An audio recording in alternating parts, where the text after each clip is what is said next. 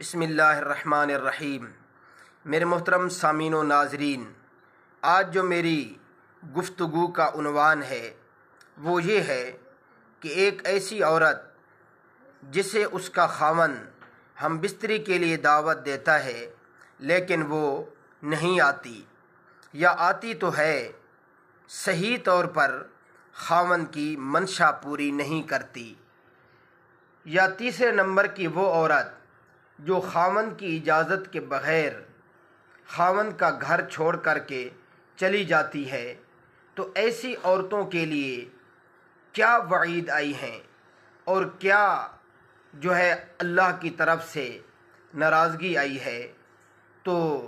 یہ خوب سمجھ لیجئے۔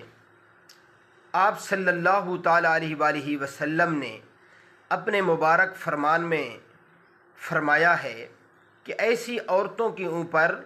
جب تک کہ وہ اپنے خاوند کو راضی نہ کر لے فرشتے لعنت بھیجتے رہتے ہیں،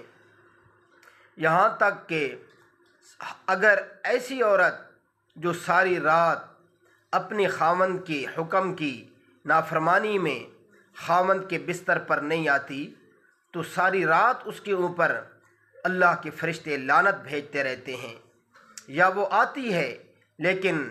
خاوند کی مرضی کے مطابق خاوند کے ساتھ رویہ نہیں رکھتی، تو ایسی عورت کے اوپر بھی جب تک کہ وہ خاوند کو راضی نہ کر لے فرشتے لعنت بھیجتے رہتے ہیں۔ یا تیسرے نمبر والی عورت جو خاوند کی اجازت کے بغیر ہی، خاوند کو بتائے بغیر ہی جو ہے اپنے ماں باپ کے گھر چلی جاتی ہے یا کہیں اور چلی جاتی ہے، تو ایسی عورتوں کے اوپر بھی اللہ کے فرشتوں کی لعنت آتی رہتی ہے، لعنت ہوتی رہتی ہے، یہاں تک کہ وہ اپنے خاوند کو راضی نہ کر لیں۔ تو میرے محترم سامعین و ناظرین، ہمیں اپنے گھروں کا ایسا ماحول بنانا چاہیے تاکہ ہم آپ صلی اللہ تعالیٰ علیہ وآلہ وسلم کے اس فرمان مبارک میں جو وعیدات ذکر کی گئی ہیں ان کے مستحق بننے سے ہم بھی